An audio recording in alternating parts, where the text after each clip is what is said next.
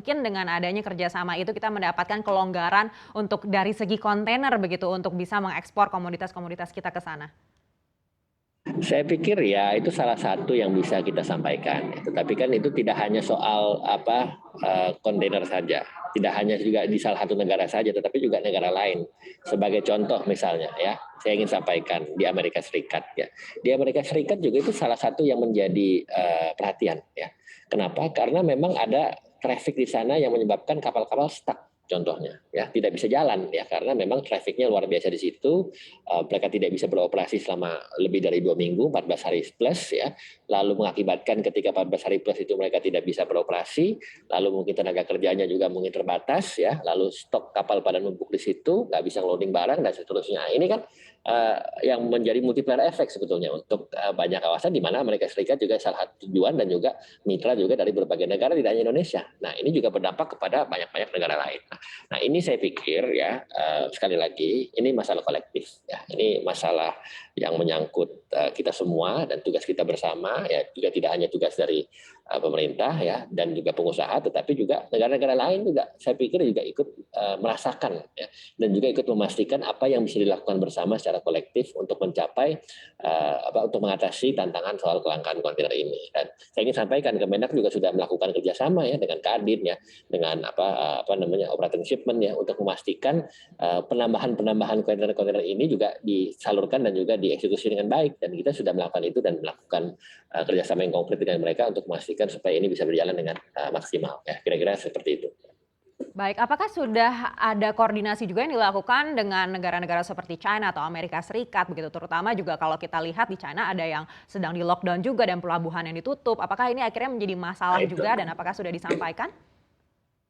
Itu yang memang menjadi kendala ya. Yang saya sampaikan tadi bahwa contoh ya, kalau salah satu negara saja lockdown ya, atau mungkin mengalami hambatan seperti Amerika Serikat yang tadi disebutkan soal keterbatasan resources dan juga lamanya mereka loading barang dan lamanya mereka beroperasi kapalnya untuk bergerak dan seterusnya, itu dampaknya luar biasa ya. Dan ini sudah selalu kita komunikasi.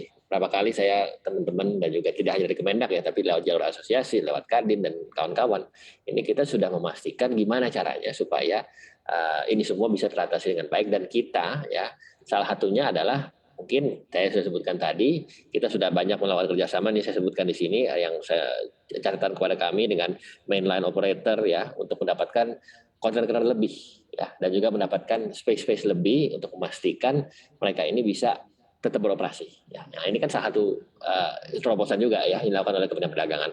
Lalu juga kami juga sudah melakukan banyak fasilitasi ya. Ini saya catat di sini, catatan yang datang kepada kami, kepada tim kami, dan juga data yang kami terima dengan industri furnitur ya, lalu dengan pemenuhan kontainer sebanyak 800 sampai 100 per bulan ke beberapa negara-negara mitra ya seperti Amerika Serikat salah satu contohnya. Nah, itu kan juga salah satu yang kita deliver ya, kita pastikan ini bisa mengatasi tantangan dari global value chain yang saya ulangi lagi bahwa ini semua juga merasakan hal yang sama ya. Jadi saya pikir inilah collective problems yang memang kita harus jawab ya, dan kita kuatkan ya dari sisi perjanjian dagangnya, dan kita kuatkan juga dari sisi transportasi dan juga logistiknya, dan kita kuatkan juga dari produksi dalam negerinya, dan kita kuatkan juga dari sisi bagaimana sosialisasi kepada para pelaku usaha dengan bekerja sama dengan beberapa sektor ya, termasuk juga dengan asosiasi. Nah, tetapi itu semua ya dengan kondisi ya per bulan September 4,37 miliar US dollar ekspor,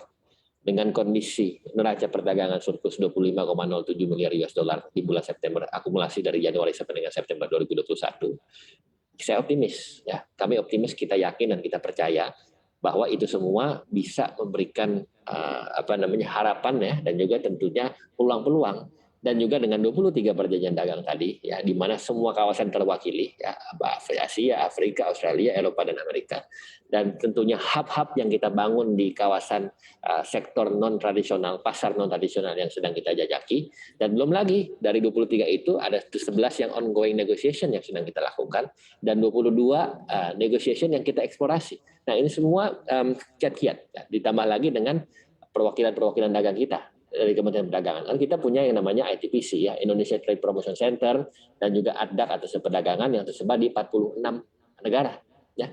Dan mereka-mereka ini jadi ujung tombak yang melakukan business matching ya, yang tentunya juga semakin bisa menjawab tantangan-tantangan yang selama ini dihadapi oleh para eksportir kita khususnya di luar negeri ya. Dan belum lagi ya kita juga sebetulnya juga mencari alternatif ya lewat jalur transportasi udara. Ya, beberapa usaha ini kita lakukan secara maksimal. Sebagai contoh, yang kita langsung ekspor dari Indonesia ke Jepang dari Sulawesi Utara ke Jepang itu kan sudah ada jalur kargo yang langsung mengangkut ikan dan segala macam produk-produk yang memang selama ini juga menjadi salah satu produk potensial dari kawasan Indonesia Timur melalui Sulawesi Utara. Nah, hal seperti itu yang memang menjadi salah satu modal dan juga salah satu cara dan instrumen dari Kementerian Perdagangan untuk memastikan kita menjawab tantangan terkait dengan global value chain. Baik.